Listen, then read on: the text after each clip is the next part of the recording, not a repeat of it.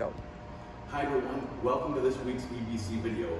We're at the Burnsville Transit Station. It's a bus station here in Burnsville to talk about Matthew 10, verses 40 through 42. And I know what you're thinking, what does a bus station have to do with Matthew 10? And in fact, what does this water fountain behind me have to do with Matthew 10? Well, we're going to get to that, but let's talk about the verses first. Right? In Matthew 10, starting at verse 40, Jesus is talking about the fact that when people welcome the disciples, they are welcoming Jesus into their lives. When they welcome the disciples, they're welcoming God into their lives. And he goes on then to say that if you welcome a prophet, you have the rewards of a prophet. If you welcome a righteous person, you have the rewards of a righteous person. And then he has this really neat phrase at the end about if you give someone a cup of cold water, you will never lose your rewards.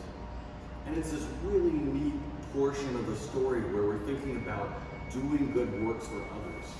And it tells us why it is we're here at Burnsville Transit Station and thinking about this water fountain.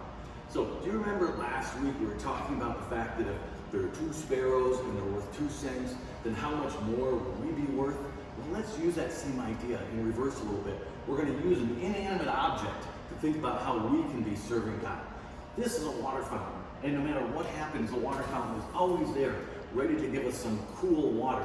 And we've got an extra one over here that even has a bottle dispenser on it. So when you have this water fountain, and it's always ready to go, that's what we want to be thinking about from our standpoint.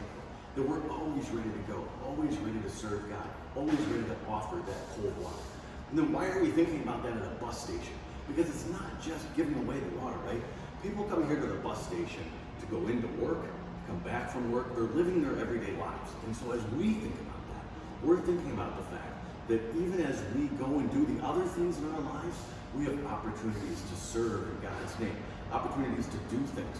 Because it's not just the moment where you give away something, but also all the other little moments where you're doing something at work, or you're doing something with your friends, or you're doing something with a complete stranger, where you have an opportunity to do something else wonderful in God's name. And then the Bible assures us we'll have our rewards. Now, of course, we know we're not getting rewards from the standpoint of we do something good, we get something good. What we're talking about here is demonstrating our love for God, and then showing that love so that we see that love in return for everything else. Now, there's one other really neat aspect of this story, and it's just this really specific notion in the Bible that says that it's a cup of cold water that you would give to one of the least of these, and you'll have your rewards. It actually echoes the way I think about it.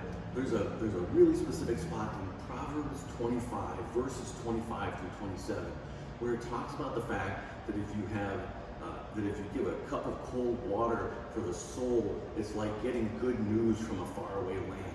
And so I think actually that it would not have been lost on the disciples that Jesus was talking about this idea of giving a cup of cold water and getting a reward for that. That it wasn't just about sort of giving water or even just about serving, but also about spreading the good news. And that good news from a faraway land is that cup of cold water for the soul. So as you're going about your work this week, whether it's doing something kind for a stranger, whether it's just going about the work of your world, find a way to hand out that cup of cold water and share Jesus' love. Have a great day.